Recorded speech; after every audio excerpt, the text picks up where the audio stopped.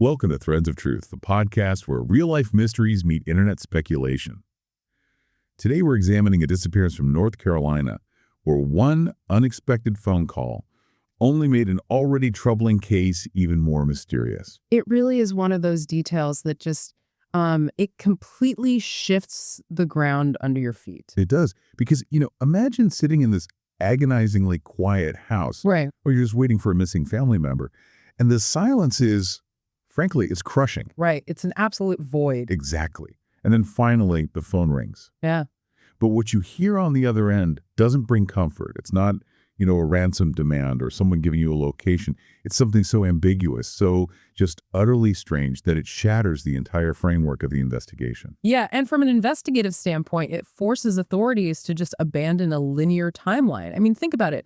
A disappearance without any contact usually implies a tragic accident. Right. Or a medical emergency. Or sudden foul play. Exactly. Foul play, where the perpetrator wants to just create as much distance as possible. But a phone call, that implies proximity. It implies observation. Yeah. It introduces this terrifying reality that someone somewhere is actively manipulating the void that's been left by the missing person.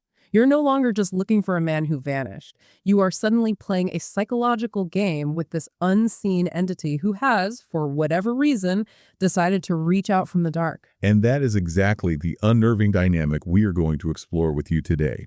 We're going to walk through the 2019 disappearance of 36-year-old Brandon Embry from Asheboro, North Carolina. It's a fascinating, deeply unsettling case. It really is, because this case forces us to look at what happens when a single piece of evidence acts not as a key, but as a prism, fracturing the light of the investigation into just a dozen confusing, conflicting directions. Yeah, that's a really good way to put it. So to grasp why this specific disappearance sent such a shockwave through its environment, we have to look at the social architecture of Asheboro itself, because it's not a huge metropolis. No, not at all. Asheboro sits in Randolph County, North Carolina, and it's basically the geographic center of the state. But more importantly, it operates on a very specific social ledger. Right. In a transient metropolitan city, people are largely anonymous. The social friction of someone moving away or, changing their phone number or simply dropping out of their daily routine, it's incredibly low. Yeah, nobody notices if you don't show up to the coffee shop one morning in New York City. Precisely. But a town like Asheboro is woven together really tightly. People are tethered by generation, by local commerce, by their neighborhood routines. So the sudden, inexplicable subtraction of a 36-year-old man from that equation, it disrupts the entire network. It creates this localized panic, I think, because it challenges the fundamental assumption of suburban or small-town safety. Oh, absolutely. If someone can just evaporate from a place where everyone is generally watching, then the underlying vulnerability of the whole community is exposed. And now, looking at the timeline of 2019, the circumstances of Brandon's disappearance, they didn't start with an explosion. No, they didn't. It started with an erosion. Our sources note there was some unexplained behavior leading up to the day he vanished. We aren't looking at a sudden kidnapping caught on CCTV here. We're looking at a gradual shift in his baseline. And understanding a person's behavioral baseline is the first and often the most critical step in any missing persons investigation. Which makes sense. Yeah. Law enforcement relies heavily on families to define this. A baseline encompasses financial habits, communication frequency, daily routes, even emotional consistency. And the sources point out that Brandon began exhibiting actions that deviated from his established norm. Just subtle things at first. Right. But when a baseline shifts subtly, it is usually indicative of an external stressor. It could be financial ruin, a secret relationship, an underlying medical issue, or even a perceived threat. It's like observing the structural integrity of a bridge, right? You don't necessarily see the microfractures in the concrete. No, you don't. What you see is a slight sagging in the middle, or you feel a strange vibration when a car drives over it. And Brandon's family noticed those vibrations. They knew something was structurally off in his life, even if they couldn't identify the specific stressor at the time. And that intuition is crucial. It is, Yeah. Because when they finally could not reach him, they reported him missing right away. And they were adamant that going off the grid was an absolute impossibility for him. That family testimony is exactly what compels law enforcement to bypass those standard waiting period protocols. Oh, the 48-hour rule you see in movies. Yeah, which is largely a myth, but legally, an adult in the United States has the right to just walk away from their life. They have the right to ignore their family and turn off their phone. Well, yeah. Because of that, police are often forced to triage missing adult reports with a degree of skepticism.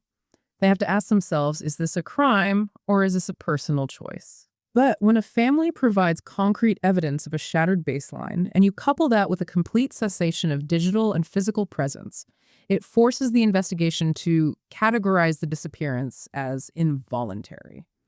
So they immediately started pulling his communication records, looking for digital exhaust. Yes, digital exhaust. Because you leave a trail when you buy a coffee, when your phone pings a cell tower, when you log into a streaming service. And investigators were hunting for that exhaust, and they found nothing. Just a sudden hard stop. A total blackout. But then the anomaly occurred. The event that completely transformed this from a tragic mystery into a haunting obsession. At some point after Brandon vanished, a mysterious phone call was received. Yeah, and the parameters of this call are heavily guarded by law enforcement, which is standard procedure for holdback evidence. But what we do know is that it provided no immediate tactical value. None at all. Right. It didn't offer coordinates. It didn't offer a confession. It essentially functioned as an act of disruption. Let's examine the mechanics of a phone call in 2019 for a second. Because it's not like the 1980s where you just trace a landline. We're dealing with burner phones, voice over IP, spoofed numbers, encrypted messaging apps. It's incredibly complex now. It is. A call doesn't just mean someone picked up a receiver in a living room. It means someone utilized a network, routing data through towers or servers, deliberately choosing to interact with the people looking for Brandon. The sheer audacity of that act is what fueled the absolute explosion of internet speculation surrounding this case. Well, when official information is embargoed, the public will inevitably construct its own narrative architecture.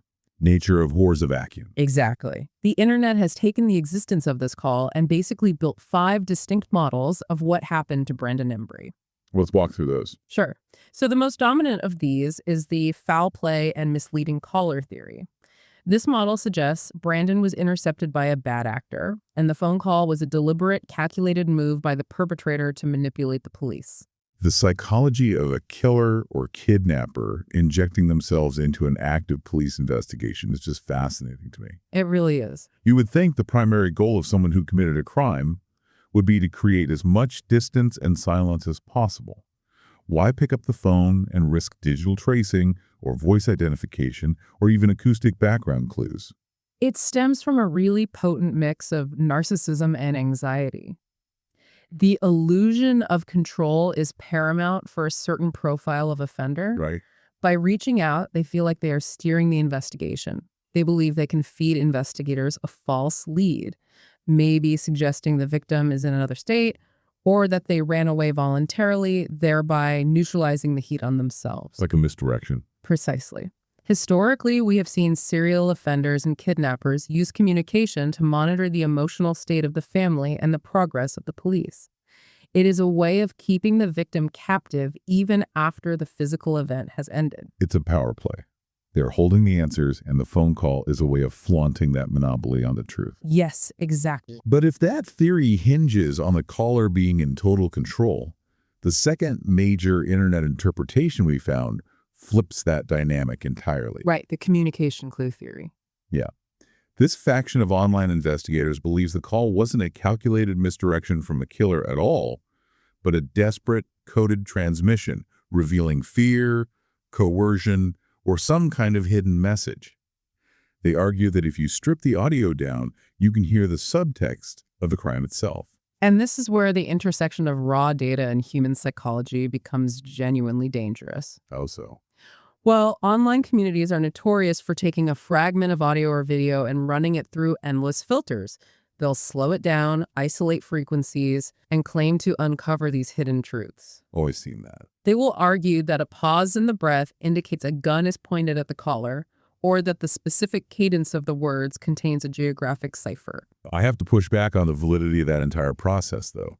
I mean, how reliable can human interpretation possibly be when a listener is already terrified or primed to hear something awful. It's not reliable at all. We see this constantly on social media. Someone uploads a distorted audio clip, and if the caption says, "Listen closely, he whispers the killer's name," every single person in the comments claims they hear the name clearly. Yes. But if the caption says something completely different, they hear that instead. It's classic audio pareidolia. The human brain is a pattern recognition engine, and it just despises randomness. It does. If you give the auditory cortex a burst of static and tell it to find a word, it will literally manufacture the word out of the noise. Your skepticism is entirely justified, and it's neurologically accurate. It is called top-down processing. Our expectations and prior knowledge heavily influence our sensory perception. Okay, top-down processing. Yeah. So when you listen to a muffled phone call linked to a missing person, your brain is already operating in a state of high threat detection. You are actively hunting for distress. You want to find a clue. Exactly. So a mechanical artifact from a poor cellular connection gets interpreted as a whimper. A background rustle gets interpreted as a physical struggle. The danger of the communication clue theory is that it relies on a public that is entirely incapable of objective listening. Which perfectly explains why law enforcement refuses to release the raw audio to the public. If they drop that audio onto the internet, they don't get 1 million objective analysts. They get 1 million people projecting their own true crime fantasies onto a piece of evidence. It would be a disaster for the investigation. Completely. And speaking of projecting fantasies, that leads us directly to the third, highly speculative internet theory, the drug-related hypothesis. Now, let's absolutely unequivocal with you listening right now. Our sources state there is zero public evidence confirming this. None. That's a very important point to make. Yet, a massive portion of the online discourse assumes Brandon fell in with a dangerous crowd, or overdosed, or was killed over a substance dispute, and that the phone call was part of a messy, panicked cover-up. The persistence of this specific theory, despite the total lack of evidence, reveals a lot about how society processes random tragedy. Psychologists refer to this as the just world fallacy. The just world fallacy. Yes. People have a deep-seated cognitive need to believe that bad things happen for a logical reason, usually because the victim engaged in high-risk behavior. Right, because if Brandon vanished because he was involved in an underground illicit market, then the person sitting at home listening to this feels safe. They think, well, I don't do those things, therefore I will not vanish. Exactly. It is a protective psychological mechanism. A 36-year-old man disappearing from a quiet town without a trace is existentially terrifying. It is. It implies chaos. It implies that at any moment, the ground could just open up beneath anyone. By forcefully categorizing Brandon's disappearance as drug-related, the internet strips the case of its randomness. They package it into a familiar, gritty trope that they've seen in 100 movies and television shows. It's an attempt to organize the terrifying unknown into a manageable narrative. But it's an unfair judgment placed on the victim, simply to make the observers feel better. Completely unfair. But what if the observers, the internet, and even the police are entirely focused on the wrong thing? That's a very real possibility. The fourth theory is arguably the most frustrating one to consider. It is the theory of the misidentified caller. This argues that the mysterious phone call has absolutely nothing to do with Brandon Embry. Right. It's a tragic coincidence, a wrong number, or a completely disconnected event that was just absorbed into the gravity of the investigation. To understand how a false clue can derail an investigation, you have to look at the concept of signal-to-noise ratio in modern policing. Okay, break that down for us. When a case goes public, especially in a localized area like Asheboro, a precinct's tip line experiences what we call crank magnetism. The police are broadcasting a powerful signal: we need information. In response, they receive a deluge of noise. I imagine it like tuning an old analog radio. The actual truth of what happened to Brandon is a very faint radio station. But the moment the case hits the news, the volume is turned all the way up. Exactly. And you don't just amplify the truth, you amplify the static. You get people calling in to report a suspicious van they saw 3 towns over, individuals experiencing psychiatric episodes confessing to crimes they didn't commit, and bizarre, disjointed phone calls that just seem vaguely sinister. And because the investigative apparatus is operating under immense pressure to find a lead, their threshold for what constitutes a clue is drastically lowered. They're grasping at straws. Yeah. In a normal week, a weird hang-up phone call at the precinct or to a family member is dismissed as a telemarketer or a prank. But in the immediate aftermath of a disappearance, that exact same call is elevated to prime evidence. It gets logged, analyzed, and suddenly, years of investigative resources are poured into tracing a call that was, say, made by a teenager dialing random numbers. Oh. The horrific possibility here is that the central pillar of the Brandon Embry mystery might just be an illusion born out of coincidence. The idea that his family could be agonizing over a random string of digits or a crossed wire is just gut-wrenching. It's a terrible thought. But there is one final internet theory that we have to address, largely because it surfaces in the comment section of literally every missing person's case. Theory number 5, voluntary disappearance. Yes. The idea that Brandon deliberately walked away to start a new life, and that the phone call was perhaps a botched attempt to say goodbye or a signal that he was alive but unreachable. The concept of the clean break is deeply embedded in our cultural mythology. The notion that you can simply pack a bag in the dead of night, sever all ties, and emerge as a new person somewhere else, it's a romanticized trope. A very romanticized. But the logistical reality of executing a voluntary disappearance in 2019 is staggeringly complex. I would argue it's nearly impossible without immense financial resources and a really sophisticated understanding of digital surveillance. Think about the data exhaust we mentioned earlier. To disappear, you cannot use a bank card. Not once. You cannot drive a modern car with an integrated GPS or an electronic toll transponder. You cannot carry a smartphone. You cannot log into an email account. You cannot apply for a legal job, sign a lease, or seek medical care under your own name. The sheer volume of preparation required to extract yourself from the modern grid leaves a massive footprint before you even step out the door. And this is exactly where the theory collapses under the weight of the facts. Investigators found no evidence of this preparation. There were no drained bank accounts, no cache of forged documents, no history of searching for off-the-grid living on his computers. Right. Nothing. Furthermore, the psychological profile entirely contradicts it. The family's absolute certainty that he would not abandon them without a word is a powerful metric. Human beings are creatures of profound attachment. Even those who choose to vanish almost inevitably reach out to a trusted confidant eventually. They slip up. Yeah, they get lonely. But years have passed with no confirmed contact from Brandon. So why does the internet continually push this theory when the mechanics of it are so implausible and the family's reality refutes it? It comes back to what we discussed about the drug theory. The coping mechanism. Precisely. The voluntary disappearance theory is the only scenario on the board where Brandon is alive, unharmed, and exerting total autonomy over his fate. It is fundamentally easier for people to sleep at night believing he is working on a farm in another state under an assumed name, rather than facing the high probability that he met a violent, abrupt end. It's just a way to soften the blow. So, having deconstructed the mechanisms behind these theories, we really have to look at the current state of the investigation. We are left with a phenomenon the sources call the echo of Asheboro. The echo of Asheboro. Yeah. This entire case, the public consciousness surrounding it, orbits this single undisclosed audio event.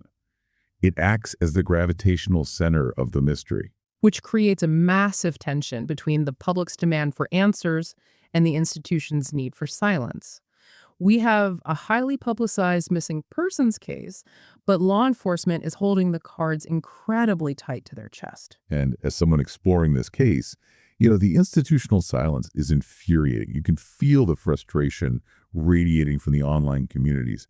But we have to ask, what is the strategic value of keeping the public in the dark about a piece of evidence that could potentially spark a memory or generate a lead? It is the ultimate double-edged sword of modern investigative work.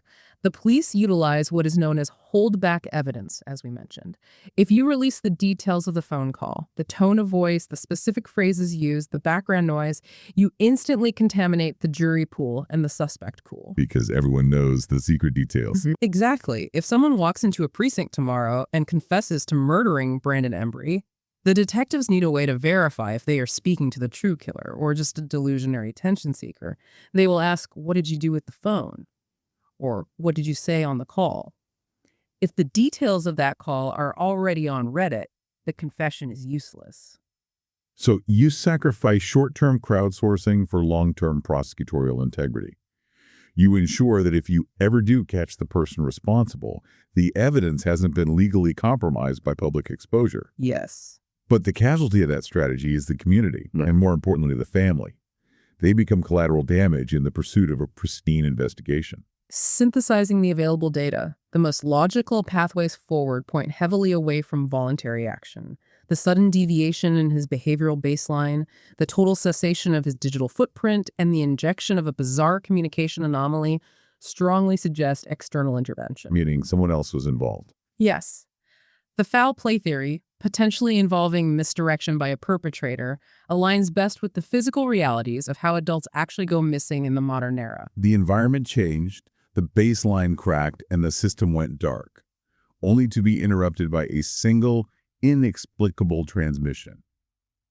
But beyond the forensic analysis, there is a profound human cost here that goes far beyond a true crime puzzle for the internet to solve. It's devastating. Our sources emphasize the enduring toll this takes on Brandon's family. They are caught in a psychological state known as ambiguous loss. Pauline Boss, the researcher who actually coined the term ambiguous loss, defines it as a loss that occurs without closure or clear understanding. It literally freezes the grief process. Because there's no ending. Right. In a traditional loss, society has rituals, funerals, obituaries, mourning periods that help the human brain process the finality of death. The brain requires an ending to organize its emotional state and begin healing. But with a missing person, the brain is trapped in an endless feedback loop. You cannot grieve because you don't know for certain that the person is gone. And you cannot maintain hope without slowly going mad from the sheer exhaustion of it. It's an impossible position. And the presence of that mysterious phone call, it amplifies the ambiguous loss exponentially. Precisely. The phone call acts as a psychological torture device. It is a piece of evidence that feels like it should be the answer. It promises resolution. The family is left to endlessly analyze the concept of that call. Was it a cruel prank meant to inflict pain? Was it the killer reaching out in a moment of panic? Or was it Brandon himself, trying and failing to bridge the gap? Exactly. They are handed a cipher with no key. You are standing in front of a heavy door. You have your hand on the knob. You know that whatever is on the other side of that door will definitively end the nightmare. But the knob won't turn. And you can't walk away from the door because what if tomorrow it finally clicks open?